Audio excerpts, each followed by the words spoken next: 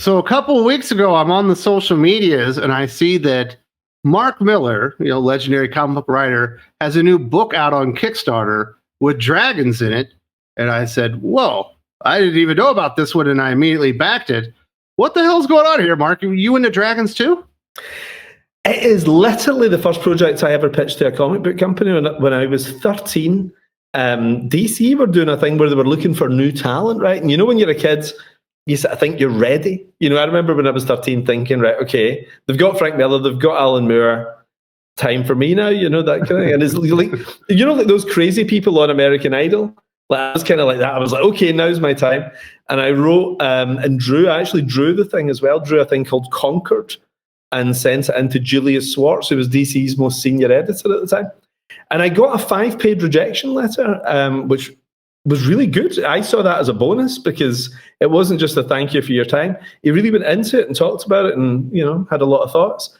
And I took that as like, okay, I'm going to have a job here one day. So here we are 42 years later, and I'm finally doing this project. That's what Conquered is. So you try to go the Jim Shooter route where you're doing it as 13, 14 years old? That was my big inspiration, because I remember thinking, I heard that Jim Shooter was 13, and I remember thinking, well, I'm 13. And the thing that really tickled me was he said he was making the same money as his dad when he was 13 years old. And I was a paper boy at the time, and like I was making the equivalent of $5 a week or something, And I saw everything in terms of comics. Like the more money I could make, the more comics I could buy, because I wasn't just reading comics that were coming out monthly. And there was a lot of good comics when I was 13, But I was also buying back issues. I was becoming an obsessive at this point, and trying to buy all these things I couldn't afford. So I actually wanted to be a comic writer just so I could buy more comics and started sending pitches in. So when I was about like 7 or 8 years old, there weren't a lot of VCRs. Like you had to rent a VCR sometimes, maybe you had to rent movies with it. But my uncle had come back from Germany. He'd been in the army and he had a VCR and he came and stayed at our house. And he had 3 movies that went with it. It was like Conan the Barbarian, Excalibur, and Sword and the Sorcerer. Oh, nice. And I just became, a lifelong obsessed fantasy fan. And eventually, obviously, I ended up discovering dragons with like Dragon Slayer and you get Dragonheart, even Reign of Fire. And it doesn't matter how bad these dragon movies are, I still love them. There's something about it, and it's funny you say that because like Dragon Slayer and these things, Cruel and everything, all these movies, they kind of followed Star Wars, that the studios knew that audiences wanted something different from just street level kind of stuff, but they hadn't quite figured out what Star Wars was. So they tried all these different things like Labyrinth, Dark Crystal, all these kind of fantasy movies. And the closest I think there probably was things like, sort of Conan, because it's like sword fights, alien looking monsters and everything, So because I was looking for more Star Wars type stuff, I got into fantasy early 80s too. And my big idea then, which is the big idea now for this thing, is what if that world, that sword and sorcery world with wizards, elves, orcs, all this kind of thing, breached our world, actually came through a gate and where they would maybe take over another kingdom. The kingdom they're coming for is the United States of America, So like the idea of New York having all these portals opening and all these things coming through, like huge dragons, barbarians, all this stuff all coming in, using their magic to cut off our power, and we have to fight them with our bare hands. And it's that idea of like, I often think about this, that how utterly useless our generation is compared to maybe 2 generations back, like we most people can't start a fire now, so like, and then you're up against these guys who are all skilled fighters. And I just thought there was something really poignant about that, the idea of like barbarians coming in, taking down the White House, setting it on fire and planting their flag on the White House lawn. And in the first issue, they take America and they've got their eyes on the rest of the world, but they've taken down the big dog, what chance does the rest of the world have? So normally in sci-fi, you go to that world and you're an outsider, but you're bringing it into our world and kind of juxtaposing it and making it a bigger catastrophe. Exactly, so like Independence Day, like I really like invasion stories. I kind of like the idea of a bunch of people having to repel something terrible that's coming, and I haven't seen this before, and that's the thing that excited me about it when I was a kid. And I haven't seen it since. I remember thinking Reign of Fire was going to be that. I remember seeing the trailer and thinking, oh my God, that's kind of like that thing I did as a kid. But then when I watched the movie, it's kind of different. The first 5 minutes of the movie is a little like that, with dragons attacking London and everything. And then I think they didn't have the money to really do what they probably wanted to do. So for me, that story has always been percolating. And I just, over the years, what I do is I keep loads of little notebooks of drawings. And I did these drawings of dragons attacking F-111 fighter type situations and everything, which is great double-page spreads in the book. The guy who's drawn it is a guy called Valerio Giangiordano, who I'd worked with on Nemesis. And he's so good at monsters, and that's what made me actually dust this project down and bring it out again, because I knew I wanted to do something with him. And I didn't want to do 4 or 5 panels a page. I wanted to give him loads of big double-page spreads and really show off what he can do. So the idea of big Viking-style longboats, sort of floating through New York, dragons blasting police cars and things like that. He's amazing at that kind of stuff. So we've released quite a lot of the images online already. If anybody wants to look in my Twitter timeline or Instagram, you'll see how good this guy is. He's absolutely phenomenal. He's like the comic book artist that other comic book artists talk about. He is, and I don't think he's actually hit the mainstream properly yet. I think he's going to really blow up. Because Todd McFarlane and I both spotted him around about the same time, and I put him on Nemesis, and Todd gave him some Spawn stuff.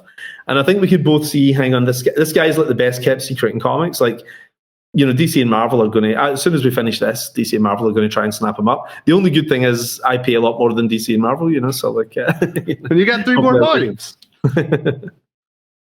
So you should have quite a bit of work, right? So it's going to be 56 pages, 4 times each, right? Exactly, yeah. So it's 220 pages long. And I've just finished it. I've actually just finished the whole 4 volumes. I did it in my break.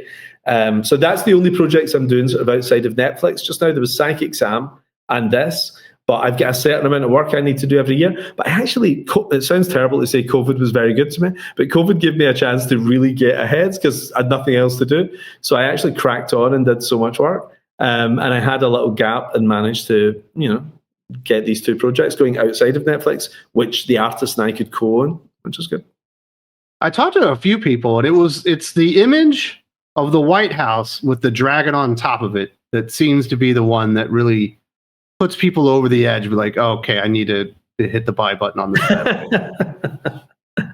Well, funnily enough, if you look on our trailer, I'll send you a link to it. But like, if you look at our trailer for this project, you see my original drawing from when I was 13, and that was weirdly the image that I picked for my cover. I mean, my version's not quite as good as Valerio's, but like, but there was something. It was something about the most powerful thing in the world, being taken over by something even more powerful. It looked almost obscene, a dragon squatting on the White House with its big leathery wings across the lawn, and the American flag burning in the foreground. Yeah, it's taking something iconic and adding to it. That always works, unless it's like what was it, Planet of the Apes, where they took the Lincoln Memorial and put the ape guy in there. I think everyone was just like, what the hell is going on here? That movie, I was already like, what am I watching? And that ending, we were like, okay, we've just wasted 2 hours. Yeah, that was enough.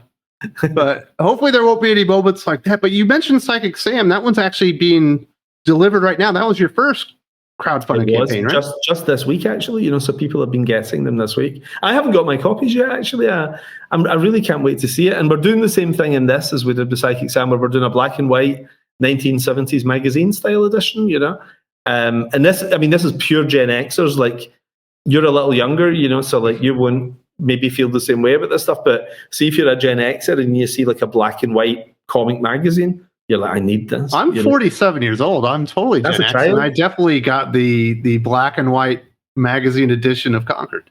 Did you ever see that stuff growing up? Did you ever see this a black and white mags? Yeah. Mm-hmm. Yeah, oh, really? We didn't have a lot of comic books available where I was because I was like in a tiny little farming town. Right. Because they were really fashionable when I was a kid. Like, if you were going to a train station or something, you saw all the Marvel black and white mags hanging up and everything, So especially in the UK, So like, I always feel like that's a real comic when the color is stripped from the comic and it's just a big black and white magazine. Well, it definitely exposes the artist. Like, either you've got it or you don't. When you take the colors away, you better have it.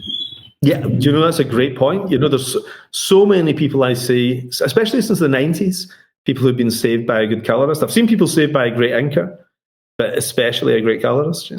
But I love going back to the the Savage Sword of Conan stuff, especially when I see stuff like that, I think about Savage Sword of Conan, the big magazine, edition with Buscema art and all that kind of stuff. Just reading awesome stories. And there was always the chance of nudity, which was exciting as a kid as well. Like 100%. The black and white magazine was a little bit more risky, so you were like, that's the one you had to hide from your mom. Yeah, and obviously there's a little bit of nudity in that movie, which I probably wasn't ready for when I was 8, but I still love Conan the Barbarian, so it made an impact. I went to see that in the cinema, actually, and I convinced my parents. It was like Superman had just been out, Spider-Man had been in cinemas in 1978, and I was like, this is the new children's film. And all through the movie, I was begging my mum and dad not to leave. I was like, please, can we just stay and finish this movie? They were so horrified. It's my second favorite movie of all time, is behind Star Wars.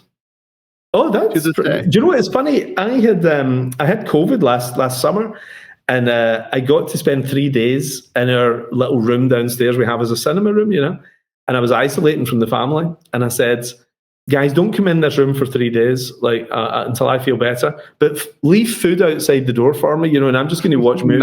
and the very first movie I watched was Conan the Barbarian, and I hadn't seen it since it was out in the cinema when I was a kid. I hadn't seen it in all that time. It's so good. It's like a perfect movie. There's nothing that you could remove from the movie that would shorten it and make it better. There's nothing you could add to it to add any stakes or anything. It's like it's perfect the way it is, like Star Wars. Right. John Milius at his absolute best.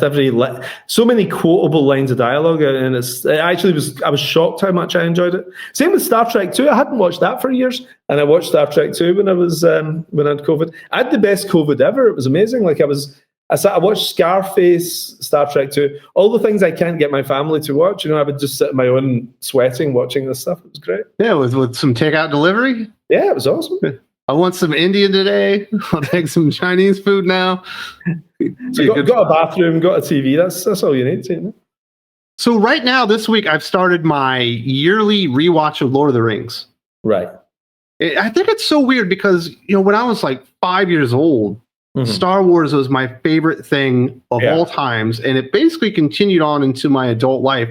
And I would watch the Star Wars trilogy, especially since I've been an adult, essentially every single year.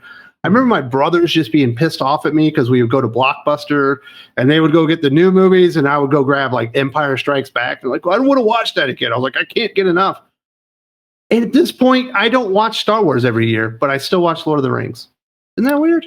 I guess you've got 20 more years of, it's 20 years fresher, Lord of the Rings, isn't it? That probably helps. You haven't seen it as many times, maybe.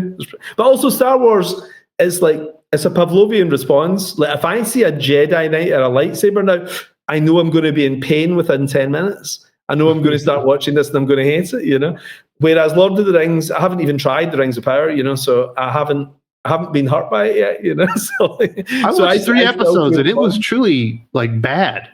But it did nothing to me like The Last Jedi did. That is the worst experience I've ever had in a movie. I walked out of Last Jedi. I've only walked out of 3 movies in my entire life, and Last Jedi was one of them. How far did you make it? Halfway. It was when Finn met the girl, and they were sort of chatting and everything, and I was like, and I really like John Boyega. I know him, and I know his family's a lovely guy and everything. When I go to the Star Wars premieres, I always sit with him and his mum and dad and everything. They're the nicest people. But the movie was just so bad, I didn't even know Palpatine came back. I think I left before that happened, so I missed all that. I missed all that somehow Palpatine returned and everything. I actually said to my wife is not into Star Wars at all, and she was just going for me. And I said to her, look, we can either go to the pub and get 2 drinks, or we can stay here and be bored for another hour. What do you think? And she said, let's go and get the drinks. And we just went to the pub. Made the right choice. But I'm just surprised. And now, for some reason, my friends have convinced me that you shouldn't watch Lord of the Rings. You have to watch the extended editions. Oh, right. So now you're adding on, in total, another 3.5, 4 hours that don't even need to be in the movie. But I still go through that. I feel as if the Lord of the Rings trilogy lasted about a month and a half as it was. I mean, those were long films, so does the extended version have Christopher Lee's cut scenes from the 3rd movie then? Yeah. I don't remember on the 3rd one. I'm almost because I remember I met Christopher Lee once in my life, and he was really angry about being cut out of Lord of the Rings. Christopher Lee lived one of the most insane lives ever. Oh, amazing! Yeah, he was a really cool guy. Yeah. He's like a literal Nazi hunter in World War II and ended up becoming a movie star. My agent told me when he first met him, he was really young, and he was in this building in London on the 4th floor, and it was just really dark and cold, and there was nobody else in it except him one night. And then he said he heard these footsteps, and he looked around. It was like 11 o'clock at night. He was working late. And he turned around, and Christopher Lee was standing there, who he'd never met before. Right? And Christopher Lee was standing, he's 6'6", you know, standing right behind him. And he said, "It's like a morgue in here." And he said it was the most amazing thing. He said Christopher Lee knew exactly what he was doing. It was fantastic. Yeah, I actually worked when I was in Korea. We had to work 12-hour shifts, and during the holidays, because I was engaged and stuff like that, but. Yeah. Like none of my family are in Korea, so I would go and I would take a holiday and be like, "I'm going to work Christmas for you, and you can stay in your dorm room or go visit whoever. If you got family, go spend it with them." And I went and I was like, "I'm going to watch the Lord of the Rings extended editions for Christmas while I'm working this shift where nothing's going to happen." And I started them, and by the time the next person came to relieve me, there was still an hour left in Return of the King. It was so long. It was over 12 hours, like 13 hours long in total. That's amazing. My kids have really get into it, actually, and we kind of watch it about Christmas time. It's quite a good family Christmas thing to watch together. And there's nothing in it that, sometimes you worry when you're watching stuff when the kids are really young. It's kind of safe. It's scary, but safe. It's actually fine to watch with the family, isn't it? Yeah, everybody loves Hobbits.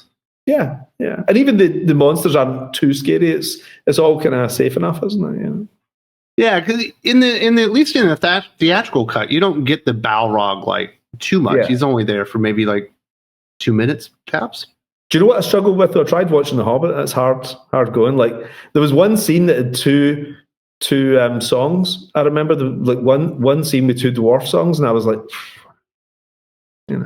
It's a tough one. I wonder if you could take the Hobbit trilogy and cut it down to one good hour and 45-minute movie. Yeah, yeah. I mean, even the length of one of them would be fine, but it just felt like, imagine Star Wars, like 1977 Star Wars had been stretched out over 3 movies, and that's what this felt like. I just felt they were padding it. If you put two songs in one scene, it's like that's a bad sign. Yeah. So you've also kind of fallen out of love with Star Wars? Oh my God. I mean, I think for me, the tipping point was way earlier than everybody else. I think it was, the TV stuff's obviously terrible, Yeah. But I think I checked out, with episode 9. And see, if you'd told me when I was 7, you're going to walk out of a Star Wars movie in the future when it's the big conclusion, I'd have been like, "Are you out of your mind?" But I was done. And I hear Andor is great, but it's one of those things, isn't it? It's a bit like some comic books too, where if you have a few years where you're just not really into something, you can never quite go back to it, don't you? So I feel as if Star Wars is like something I really love in my past, and now I just love new stuff. I'm not really a huge horror guy, but I'm loving all the horrors of the last couple of years. I'm now as excited about a new horror movie coming out as I was about a superhero movie 10 years ago. I just saw Weapons finally. So yeah, it's a good movie. It's got a lot of cool mystery. The way that it's formatted is kind of different. I like the way that these scenes end up merging together. Yeah. After you've been given information that's really weird, you're like, where did that come from? And then you finally go over to that character and explains how that happened. Yeah, it was well done. Great, and it's got my favorite actress just now, Julie Garner. I think Julia Garner's fantastic. I think I'd never seen Ozark and all the things she came from, and I saw. Did you ever see a movie she did called Apartment 7A? Mm-mm. It's a prequel to Rosemary's Baby, and I watched it last year on a plane, and I didn't know what it was. I didn't even know it was a prequel to Rosemary's Baby, and it blew me away, and she was amazing in it. So I've become a fan. I'll watch anything she's in that. But I think she's kind of like, when in the 70s, how Meryl Streep must have felt when people were like, oh, she's the next new thing. I feel Julia Garner is that. She's everything she's in, she's brilliant. I saw her in Ozark. I've never seen Ozark. I've never watched it. Is it worth checking out? Yeah, I'm from Missouri. Obviously that's southern Missouri or whatever. But yeah. So I decided to check it out, and I like Bateman a lot. So he was pretty good, and it's got a really good cast. They get a little screwy there, but they land it by the end. Yeah, yeah. I'll check it out because we do need a box set. You know, like you burn through something for about 3 weeks and then you get nothing for a month. You know, so like we've done everything that we want to see. So we'll maybe try Ozark next. So did you like Julie Garner in the Fantastic Four movie? Oh, I forgot. Do you know she was actually fine? You know, like the movie itself, I was like, I mean, I can't even remember what it was about. You know, like I mean, I can't even remember anything that happened. It felt like, you know, every couple of days, one of your friends sends you an AI thing that's pretty cool that they found on TikTok, and it's maybe something like Elvis as Superman in 1958 or something like that. You know. It sort of feels like that, you know, like somebody's just done some AI thing and it's, hey, what if the guy from Game of Thrones was in a 1960s Fantastic Four movie, you know? And it was like kind of interesting, visually kind of interesting. But, you know, I went to the toilet twice in it, you know, and that's a bad That's sign. not a good sign. No. And the second time I went to the toilet, I went off and I bought a hot dog. You know, so I wasn't bothered. The movie wasn't even that long. It was like an hour, 50 minutes or something, and I was struggling. I thought it looked good. Like it looked like what Jack Kirby and Stanley had, you know, kind of visualized for the world. I thought the plot itself was fine. Galactus looked amazing. Yeah. I just thought the casting was so weird. Just like none of these people really made sense for the character. I think they're all good actors as well. They're people I like individually and other things, you know. But the chemistry wasn't quite there with them, you know. I didn't even feel they were in the same room, which they probably weren't for a lot of the stuff, you know. But I think the big problem for me is I think if that movie had come out in 2004, I'd have been like, this is a masterpiece. I'd have loved it probably in 2004 or 2007 when Rise of the Silver Surfer came out, because I love those movies. And you watch them now and they're cheesy and, you know, they're very clunky and everything. But I really enjoyed them. And I think, you know, things move in waves, and the superhero wave was just going like that then, you know? Yeah. And I think this has appeared when the superhero wave is down here. And even me, right? I mean, you're the same, you know, like I've been into this stuff so much. But even I was like, I just kind of went along out of duty, you know, like the funeral of an old neighbor or something like that. It was like, I just felt I was showing up because it was the right thing to do as opposed to really looking forward to it. Yeah, I ended up seeing Captain America Brave New World on the plane when I was flying back from America when we went there on vacation. That was a mess. I didn't even try it. Yeah, I was you don't want to. It's not worth it. Like there are clearly elements in the movie that were cut out that are still like talked about. Just a hack job. But then Thunderbolts, if it had come out 6 years ago, it probably would have been pretty successful. Like it's not a great movie, but it's pretty fun. You know, they messed up the ending. I don't think they get Sentry very well, but everything else about it kind of worked. I think it's like if you can imagine you bring out the best punk record, right? But you bring it out in 1998 when everybody's into Britpop. You'd be like, why is nobody into this? And I think it's just that. It's just something that belongs to another time existing now, you know? And I think that's the trouble. And it's not just, you know, not just Thunderbolts or whatever, you know, it's all superhero properties now have that problem where whenever people are so into a genre and it's gone, you know, it's really hard. So, you know, it's like trying to do a Western in 1986 or something, you know, it's tough.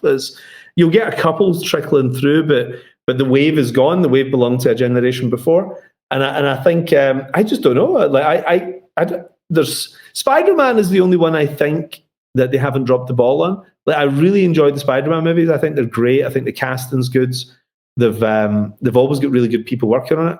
I think the Spider-Man movie is going to be good. But if I had to put money on if I was an investor, I'd be really nervous going into any superhero movie now. I'd be especially nervous about Doomsday. If they're going to have that many named actors. Yeah, it's going to be the most expensive movie of all time. And I think kind of pointless as well, because I think, you know, like it's great to get a cameo sometimes, you know, like I love it if you get a little surprise, you know. But when you have Charlie Cox showing up in the Spider-Man movie is Matt Murdock. It works really good, you know. But you actually stop and eventually if there's 40 or 50 characters in something, everybody's a cameo, you know, because the movie isn't going to be long enough to be able to give everybody great moments, you know. So I thought Superman had too many characters in it. It didn't have 50. You know, they had like 10. I think they can.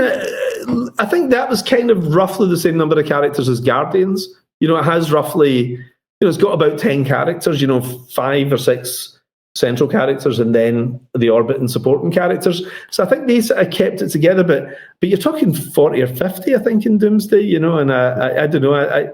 I wouldn't be optimistic. But Spider-Man, like I say, I think is same as the comics. Like the comic industry over the last 10 years or so, has been very uneven. But Spider-Man's always had some level of consistency. They've never let anybody really terrible do Spider-Man or anything. It's kind of hung on in there, and it's always been okay compared to a lot of the other stuff at Marvel and DC. I don't know, man. There's some people out now that are cursing underneath their breath after reading that Zeb Wells run. Do you know, I've always liked Zeb Wells, and I used to get he and Jim Zub mixed up all the time. And I remember meeting one of them and telling them how much I enjoyed the other one's book or something. I can't remember. Jim Zub and Zeb Wells, it's like in my tiny brain, But I like Jim Zub is destroying it on Conan. That is, if it's not the best book, it's like the top 2 or 3.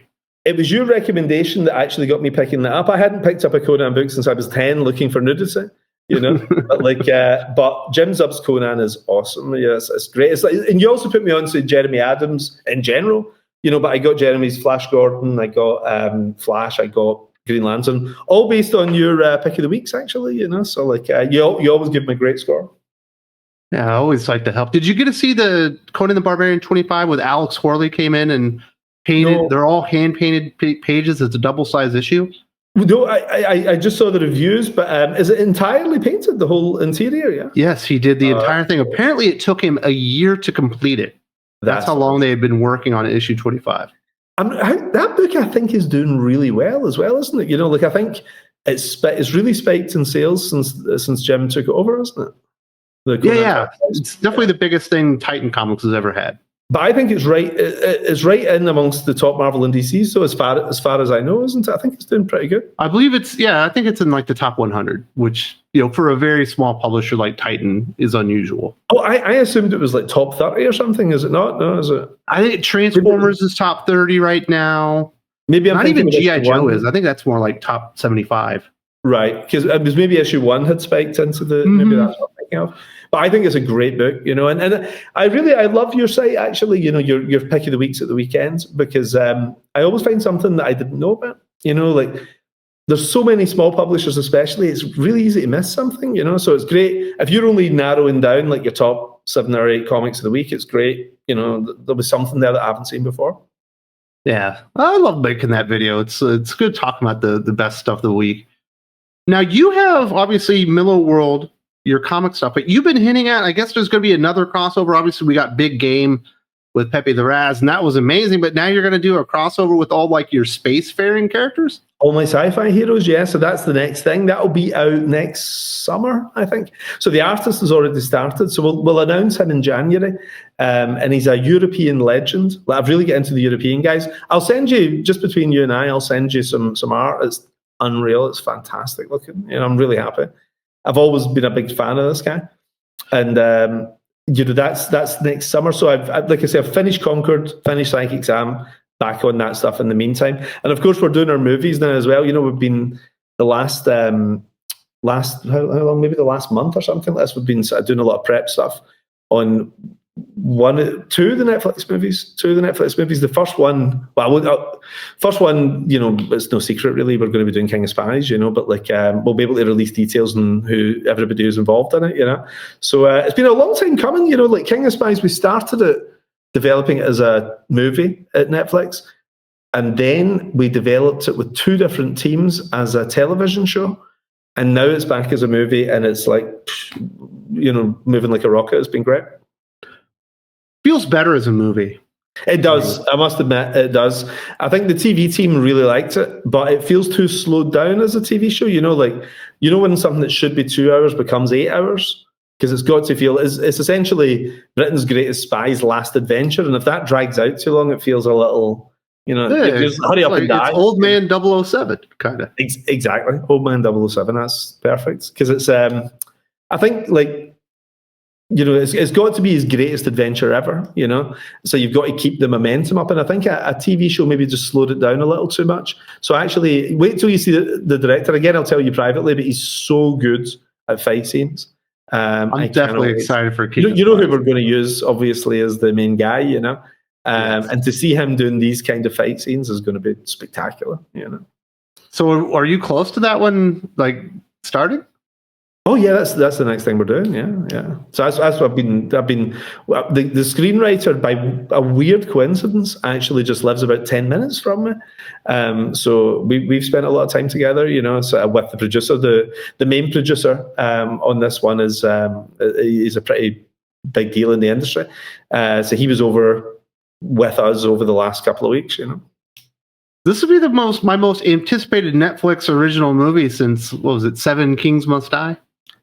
I've got a feeling this is going to blow the doors off. Like if this was in the cinema, this would do really well. If you're getting this for free on Netflix, it's like this is going to be crazy.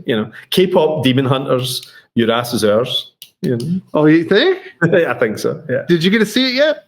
I have. Oh, you kidding? I've got 3 daughters. It's like I've seen nothing else. I've got 3 sons, and I've had to watch it 4 times. Well, do you know what's interesting? Actually, it started off as a thing that the girls were into, right? And then the girls were suddenly not into it anymore, like my daughters. And I was like, how come you're not into that? And they were like, we hate it. And I was like, you liked it like 3 days ago. What's going on? And they said, all the boys in the class are into it now. So it seems to have been something that's migrated from the girls to the boys. So that's interesting. My boys are dressing up as Saja boys for Halloween. Really? Yes. I love the movie. I think the music is super duper catchy. I think the animation's great. The jokes land. It's a freaking superhero movie, in disguise. I like it because it's so insane. Like, I mean, Asian stuff is just the most fun. Like, have you ever seen the movie called The Mermaid? Huh. Oh my God. It's one of Asia's biggest movies. It made like $500 million, like in China alone, right? And one of my wife's best friend is Chinese, and she showed me this. She said, we have to do a movie night and watch The Mermaid. And it's basically a businessman. A mermaid is hired by gangsters to kill a businessman, and the businessman ends up falling in love with him. So it's kind of like The Little Mermaid meets Pretty Woman. It's completely insane. And it made $500 million in China. So like, I love it. Are you sure it's not like Little Mermaid meets The Bodyguard? It's everything. Listen, they cover all that. It's that, yeah. But I love K-pop Demon Hunters. I imagine they're working on a sequel to that one too. But I don't think they imagine they got that big of a hit when they bought that off Sony. Do you know who BTS is? The Bangtan Squad? Oh, I thought you were going with Big Bad Toy Story tour. No, they're like the absolute biggest of the big in K-pop, and they're really into Kingsman. They love the actual singers, or the band themselves are really into Kingsman. So they do a lot of things where they dress up as the Kingsman characters, and when they go and do a massive concert somewhere in Asia, they have the pub from Kingsman sort of in the background while they're dancing with umbrellas and suits and glasses and all that. It's crazy, right? And so I've always liked them because of this, and they got in touch with me a few years back. Anyway, did I ever tell you the crazy story with the teddy bear? No. And no. This is the maddest story of my life. My wife and I took the children skiing a couple of years back. We were in Finland. And one of my kids was in the Girl Scouts, right? And there's a bear in the Girl Scouts that whenever you go on holiday, you get to take this bear with you, and you take a photograph of the bear somewhere interesting, and then you give the bear back. Now, the bear's been with this group for 40 years, right? And my kid lost it in Finland, right? I was like, oh my God. But because we were in a ski place, there's only one place it could be, right? It's somewhere in the ski lodge, right? So I called them up and I said, listen, we were there a couple of days back. We've left a bear there. Can you send it over, please? It's a very important bear in Scotland. Can you send it over? And the woman went, I'll go and look for it now. And then she came back about 2 seconds later, right? And said, I can't see it. And I was like, right, I'm never going to get this bear back. And my kids were hysterical because they were going to get in trouble for this, right? So I put up a thing on Twitter and I said, look, if anyone can help me, this would be great. And I copied in the resort where the ski resort. And within 24 hours, we got the bear back, right? And what had happened was the BTS fans, the K-pop fans who love Kingsman, were following me on Twitter, right? They saw I was in trouble with this bear, and they said, we have alerted the BTS K-pop army internationally to help you. So the manager of the hotel we were staying in had 5,000 emails the next morning from all these girls who were into K-pop saying, give this man his bear back now, and they were all going crazy. And they were coming from Thailand, they were coming from Canada, everything, you name it. There was 5,000 emails. And he specially couriered the bear. He went and found it and specially couriered it to me, so that's K-pop power. Wow. Got the whole entire army going. I know. Well, so I've been a fan for life ever since then, but things you don't expect to happen in your life. Like my life always takes unusual turns, and that was one of the more unusual ones. Hey, you got to get her in that movie. Get them in that movie. Well, I've actually said to Matthew, like, if we do another Kingsman at some point, like Matthew and I are working on something just now, and but it's not Kingsman. But if we do another Kingsman, there's two things I want in it. One is Robin Asquith, who was the guy who did all the 70s sex comedies back in the UK. And we've talked to him. We said that we have to get you in the next Kingsman if we do another Kingsman. And the other thing is the K-pop guys, BTS. We have to at least have them do the music for it. Yeah, I love the Kingsman, but that second one, I feel like it just went a little too far. It was a bit Superman 3 in places. It was a little bit sort of silly. But like. The last one, grinder and the metal dogs, and I know. The last one I could work on was the first one, because I went exclusive with Netflix. I was doing we were negotiating our contract for a year in terms of selling the company when Matthew was making Kingsman 2, so I couldn't work on it, and then I couldn't do anything because I was under contract. So Matthew and Jane and everybody, they just did them themselves, and then Matthew and Carol did the Kingsman. So it's weird. So the last time I worked on a Kingsman movie was actually 2015, the first one. But what is nice, here's a crazy thing people don't know. If you create something, you get 110% of the money every time you make another movie. So whatever you get paid for the first film, even if you do nothing on the second or third film, you get 110% of what they paid you in the first one. So I'm happy. Let them keep making them. Great. The Kingsman was actually I don't really like prequels now. I'm kind of done with prequels, but that one kind of works. I think it's fine. It's its own beast. I don't really feel related to it because it's not Eggsy and it's not that world really. It's so. I mean, the big thing I always feel with prequels is I know everybody's going to be okay. Exactly. So I remember joking with Matthew about this years back, and I said to him, there's never been a good prequel. And he said, yes, there has.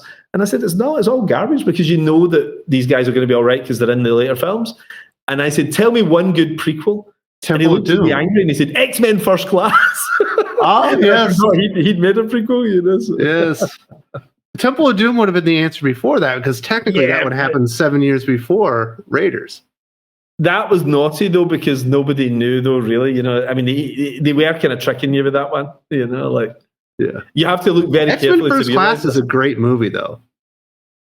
It's great, but I think the numbers went down quite a bit on it. And I think it's Days of Future Past is the best one. I think that's great, but I think it's the second best of that whole franchise. It's funny. Everybody used to slag off the Fox Marvel movies, but they were actually pretty good, like the X-Men movies and the Wolverine movies and all that were generally excellent, So I think X-Men 3 in Wolverine Origins killed off the enthusiasm in X-Men. So when First Class came out, which you weren't expecting, I don't remember anyone really talking about it, all of a sudden it was there. And it was really, really good, but they, you had to make it up to them. So that way they came back for Days of Future Past next. Yeah, people had been burned after X-Men 3. Like what a lot of people don't realize is it's not the bad movie that flops. It's quite often the movie after the bad movie in a franchise, So it's solo. Star Trek 1 is an awesome movie. Right? It's really great. The J.J. Abrams one. Star Trek 2 is terrible. The second one's terrible. But it did really well. It made a lot of money because everybody showed up because they liked the first one. But Star Trek 3, which isn't a bad movie at all, but it really paid the best one. How bad Star Trek 2 was, So people get burned and then they don't show up for the next one. Yeah. And that's what happened with X-Men, I think. I still hold firm that X-Men 2 is the best. First Class, and then I go with Days of Future Past. I would say, I think they're generally all good though, like those Fox movies, even the two Fantastic Fours, like one of my oldest kid, I took to see that, and she held my hand, in the first movie, and she said to me, "Dad, thank you for taking me to see this. This is the best film I've ever seen." And that made me. It went from like a C to an A for me, because she loved it so much. And I actually, because I was working at Marvel at the time, I got to take her to the premiere of Fantastic Four 2. And she got to meet Jessica Alba and everything, So it was like, I was like the best dad in the world, So because she was so into Fantastic Four at that point. When I was back home on vacation, I took the time to grab my oldest son. He's 10 years old now, and I was like, it's just going to be me and you. So I took him to go see Mission Impossible: Final Reckoning. Yes, and he hadn't seen any Mission Impossible movies, but it was a big blockbuster type thing. But we got into and we watched it, and when it was over, he goes, "That was the best movie I've ever seen in my life." Pretty good. Have you tried them since with the other Mission Impossibles? Mm-hmm. Yeah, actually, because the movie was in theater, like on the plane, it had like all the Mission Impossible movies. So he had like his little screen, and I set it up for him so we could watch some other ones. But my kids started them last summer. We did it in preparation for Reckoning coming out. So we did a little build-up of them, and they love Tom Cruise so much, but they don't realize he's a 63-year-old man. And they have a kind of crush on him, especially in the early Mission Impossible films. And they don't say it because they're too young to really say it, but you can sort of tell they really like him. And I said, he's 10 years older than Daddy, pretty much, And they're like, what? That's disgusting. So they're absolutely horrified. I was horrified watching that movie where they're on the plane and his cheeks are like, you can tell he's legitimately on the plane, whether or not he's like, holstered to it and stuff. So maybe he wasn't much danger, but just the idea that he was actually out there doing that did make me queasy. Amazing. I love Tom Cruise. He's like Clint Eastwood, isn't he? He's just one of those guys who's been around as long as you can remember, and everybody likes him. He's great. He's fantastic. And I don't know anyone who doesn't like Tom Cruise. There was a while. Once he had that weird Oprah thing, people were giving him side eye until he came back with the Top Gun Maverick. Yeah, I think whenever this is the thing, we've talked about this before. I think when people know too much about you, it's a problem. And I think part of you probably noticed online, I never ever talk politics, never anything really, because who cares what the guy who writes Kick-Ass thinks about, the $37 trillion debt and America? Who cares, So it's like, you just want to see me talking about the next. If you're following me on Twitter, you probably want to know what the next book is. You want to see some preview artwork and everything, So I sort of feel that the really clever movie stars, the one with longevity, you don't really know much about their private lives. You don't even know who they're married to. I've no idea what Clint Eastwood's wife looks like. I haven't a clue, And I think there's something about that. I plan to, my New Year's resolution is to come off all socials, and just bring out my work, The work should speak for itself. I like their Kurt Russell approach. He's like, no one gives a shit what I think about anything. It's true. It's so true. And then that makes you like them more, because, I assume my readers are pretty intelligent. They don't need me to tell them what to think about something, I think it's an insult to your readers to tell them what to think, isn't it? Yeah, it's a pretty polarizing world. Once you take a position, you're bound to alienate people. Who do you think navigates that well in the media in general? That everybody's kind of like, yeah, he's a cool guy, regardless. No, I was going to say Chris Pratt, but that's probably not right. I think there's like an entire group of people that hates his guts at this point. I love Chris Pratt. I have no idea why that's the case. I mean, he never says anything that you could imagine is upsetting anyone. Does Gosling say anything? Because I'm planning to watch a Star Wars movie just because I like Gosling. Gosling was one of those guys who was in the kind of movies my wife watched as opposed to the movies I watched. And he made some weird crossover about Blade Runner 2049 where he's now in the movies I watch.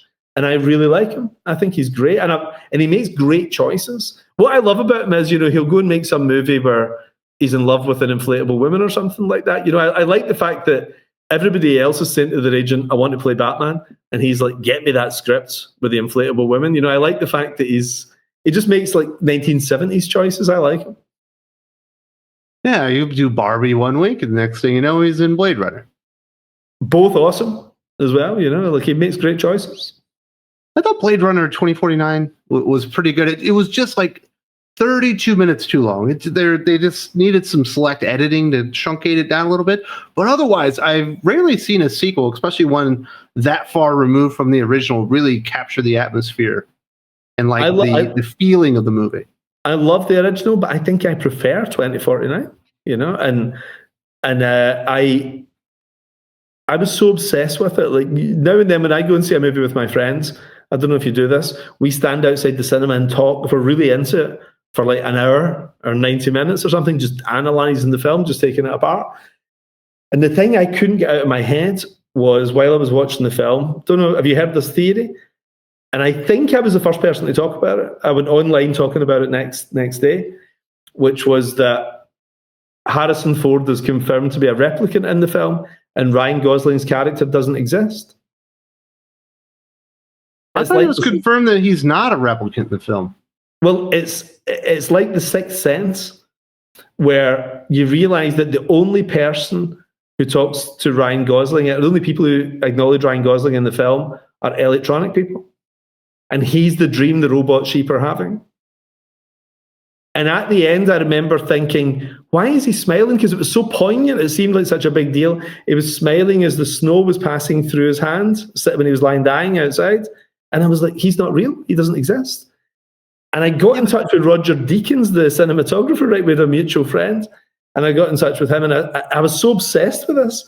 I said, is this true? And he went, oh, yeah. He said, Dennis and I came up with that. We came up with that as a plan. It wasn't in the original script, I think, and we worked that in as a little Easter egg through the movie, you know, that Ryan Gosling doesn't exist in this film.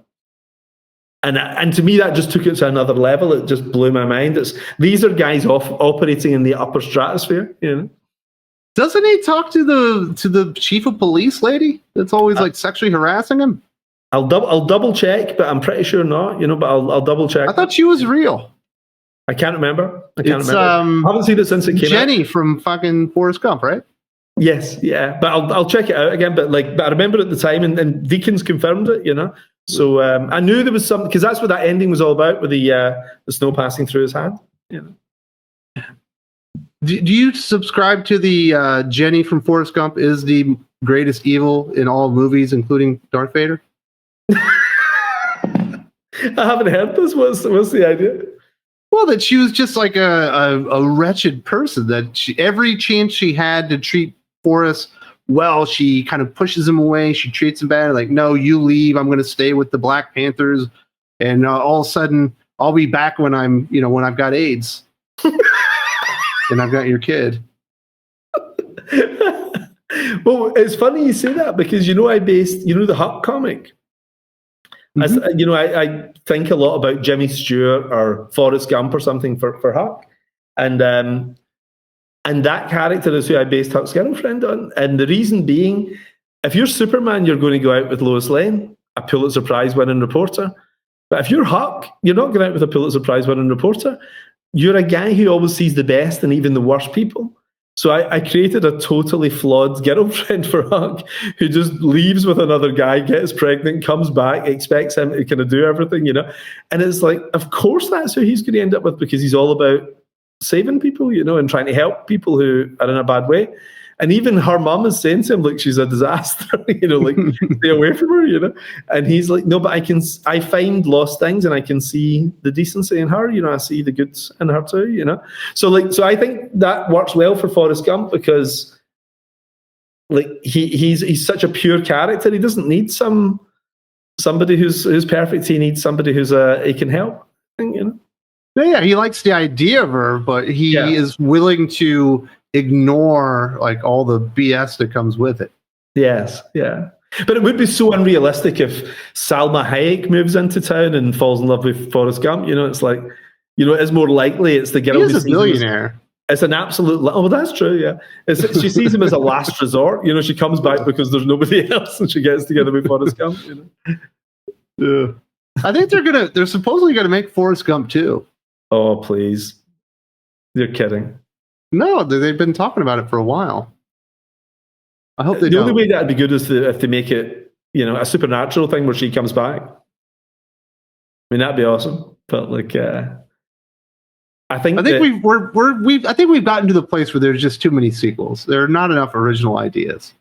Well, it's funny. I see a lot of complaints about, the way fandom has slightly turned on icons, like nobody's enjoying Indiana Jones, nobody's enjoying Star Wars and everything, And I actually have a theory about this, and I think it's because the fans now want something else. I think there's just nothing new coming out. So the fans are kind of like, right, we want to love the new stuff, but there's no new stuff.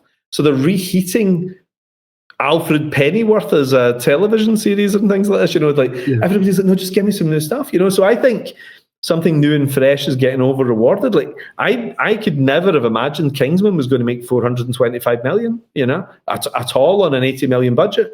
But I think it was one of the rare new things. So people kind of showed up. It was something they hadn't seen before. And Weapons is the same. Weapons has cost 40 million and it's made $250 million already, And I think people really just kind of like the 1980s when you saw Goonies and Ghostbusters and Gremlins. These were fresh properties. They weren't rehashing Tarzan. And they weren't rehashing Sherlock Holmes and these things. They were giving you something new, which is a lesson, isn't it? Yeah, the way that you get a new Lethal Weapon franchise is you actually have to make the first Lethal Weapon. Yeah. You got to give something a chance. Yeah. Your leading men have got to be in their 30s. It's got to be something people have never seen before. That's a tale as old as time, Yeah. And now it feels like there's just like all these prequels. I went and saw... Actually, I had my wife and I watched Fury Road. All right. So I was like, this is an amazing movie. I saw it in theater when I was in Texas. So I was like, I've never seen action quite like this. Yeah. I get her to watch it because we're going to end up being in Manila. Yeah. Like when the prequel comes out. And she was like, oh, but yeah, we're going to go see this. So I was like, yes, it's going to be great. We get in there and walked out. I was like, they just did that to do it. It wasn't even, they had no reason to make that movie. They just did it so they could put a logo on it. Was that Furiosa? Yes. Yeah, I haven't watched it, but I haven't actually seen it yet. But I love Fury Road. Fury Road's great. It's so amazing. Yeah, I think the trouble with that, what happened with that, from what I heard, one of my pals works on it, was that Fury Road was beloved, but it didn't make a huge amount of money. I think it just about broke even, and I think they had to try something new to try and get another one made. Because I suspect George Miller would have gone ahead and made another Fury Road if he could, moved ahead with Mad Max. It was just a funny time, though. The weirdest things were getting greenlit at that time. Yeah. But I feel as if, all it takes is Hollywood to start losing money and then they start getting a lot more sensible again, Yeah. Hopefully, So did you see this thing from Jim Lee? Obviously, Jim Lee is the president of DC Comics. He had a speech at New York Comic Con. He was talking about their policies on AI, but he was also talking about Superman coming into public domain. It's almost like 5 years now. I think it's in January of 2035 or 34. I'm sorry. I've already got my plans set up. It's 8 years in January. Yeah. So it's like right around the corner where this is going to happen. He was kind of saying, if DC doesn't write it, that it's not really Superman, it's kind of fanfic. I was like, I don't know, man. With some of the stuff that you guys have done, I would like to see somebody else take a crack at Superman. I know you're playing on it, right? I'm going to use 3 artists, and I've put 2 of them under contract already. We're going to start, it's 8 years away. We'll launch in January 2034. And I'm going to start, one of the artists needs a long time because he's going to do a 12-issue run. And I'm going to start him in 4 years' time. And he's going to get $250,000 to up front, to draw this thing. He's going to, before we get a single sent in, he's under contract already, and I'll start writing it in about 3 years' time, and we'll have it January 2034. The other 2 guys, I've spoken to informally, but we'll get them under contract in a couple of years too. So I'm totally serious about it, and I'll do Batman the following year. So I think it's going to be a big deal. There's plenty of great characters in public domain, and when people get their hands on them, they do great stuff, like Jim Zub on Conan, although I think they have a license agreement with the family. Yeah, I think so, because that slightly predates the public domain thing. Yeah, no, I've got 2034 to 2039. I'm going to completely exploit all the DC characters with the best artists. I'm going to steal the best artists from Marvel and DC and do the DC characters with them. So I just like causing trouble. I'm like Mr. Mxyzptlk. I like being out there in the background and nobody can stop me. So it's not. I always say Mxyzptlk. Oh, it's Mxyzptlk. Mxyzptlk? Mix, yeah. I feel like you're tricking me into saying my name backwards here, and then I'm going to disappear. You know, it's Mxyzptlk. Mxyzptlk. Yeah. In the very first appearance, they gave you a little pronunciation of it. You know, so very, very confusing stuff. Are we going to get to see him? Well, he's going to be in mine because the only two characters I'm going to use is Luther and Mxyzptlk, because they were both created in the first couple of years, you know, so you've got access to them by the end of the second year. But Brainiac, no way, you know, you have to wait 25 more years for Brainiac. Mm-hmm. But to be honest, all the other ones you can live without. You know, you don't need Bizarro, you don't need Toyman or Prankster or anything. You know? Luther. So Luther is the big one, and otherwise I'm just going to create lots of new Superman villains. That's my plan. So are you going to be like writing it like in a setting from like the time of creation, or are you going to try and bring it into modern times? I've got an entirely new way of doing Superman, like an entirely new way of doing it, and I've got it all blocked out. You know, I've got the whole thing planned, and I want to do movies of it as well. You know, because it'll be public domain, so there's no reason we can't do it in another studio. You know, so yeah, we're going to hit it hard when we hit it. You know? Well, you're hitting all the movie stuff hard too. I know we've talked about you have an unnamed Matthew Vaughn project. You talked King of Spies, but you have like 2 or 3 more movie projects too, right? We do. Our Netflix ones is obviously the main priority, you know. So we've got, you know, like Magic Order, King of Spies. What's the other one that's coming out? There's another Magic Order is going to be a movie. Oh yeah. We were developing. I figured it would be a show. It was being developed as a show, and I really loved it. The last person they had on scripts, there was like 6 scripts. It was a 6 episodes first season, was terrific, and it's a shame that one never worked out. It was just the writer's strike murdered that one, you know, like it was actually just about to get going, and then there was those cutbacks after the writer's strike, and it kind of get lost in that. But the movie team really wanted to do it, so we're doing it as a series of movies. You know, so and Starlight as well we're doing. But outside of Netflix, we have the new Matthew Vaughn project based on a new thing I've just finished. We have Psychic Sam over with Guy Ritchie's guys. And what else do we have? Starlight, I said, with Joe Cornish. So there's quite a few movies, you know. But we're getting into high gear on the movies now. Probably next year, I think I'll probably do a little bit less comics. I certainly won't be doing any of my own comics like Concord and Psychic Sam. But we'll be focused a little bit more on movies next year, I think. Man. So I just finished reading Empress. Oh wow! Did you like it? And not to just finish, but you know, within a few weeks ago. Yeah. And I've gotten through Wanted, a lot of Kick-Ass. I've gotten through Starlight, which is amazing. So many different books there, and that was like the most Millerworld book that you've ever written for me. In what sense? Badass space stuff where you're evading like the Empire as he's trying to like hunt you down, and you're transporting and finding yourself on all these weird planets with the different obstacles to overcome. I just love science fiction fantasy. I had such a ball doing something that doesn't stop for a breath, you know, something that's just relentless. And we actually talked, before we sold the company to Netflix, that was briefly getting set up somewhere. And then we sold the company, and that stopped that deal from happening. But like, it was actually funny though, because a few of the actresses that we approached didn't want to play a mother of 3. They only wanted to play a mother of 1. And I was like, why don't you want to be a mother of 3? And they said, I'll be a mother to a baby, but I'm not going to be a mother to the 14-year-old. To a teenager. And it was the idea they said, and it's an interesting point. It said, once you've been cast as the mother of a teenager, you can never go back to playing a younger character again. And I was like, that's interesting, because it says the optics are just different from the audience on you then. So it meant that we had to go up 10 more years older. And I was like, this is getting crazy now, you know. Only actresses who were in their late 50s were interested in playing this, you know. So, but the actresses we wanted, who were about 40, were like, no way am I playing the mother of a teenager, you know. Yeah, pigeonhole them. Yeah, it's interesting. Next thing you know, their grandma. You don't think about, you know, these are things you never consider when you're just writing a story, you know. Yeah. That was a great one. But we're going to get to see Empress and Starlight and all that stuff in the big crossover. In the crossover, yes. The movie of Empress is just stalled. Like at Netflix, we had two different teams in writing that, but neither of them worked. It wasn't coming together. It didn't feel like anything that I hadn't seen before. So they were just put to one side and we're focusing on other stuff just now. Development's a pain, you know. I mean, it lasts forever and everybody has to agree before it can move forward. I'm actually probably the biggest pain in the ass, though. You know, I'm the one who picks holes and everything because ultimately my name's on something, you know. Yeah, so, they're all your babies. Yeah, and if it's not good, I'm the guy who gets the blame, even if it's not me who's made it, you know. So yeah, well, congratulations on all that stuff. I know you got the Miller Time channel going on. You just had J. Scott Campbell, right?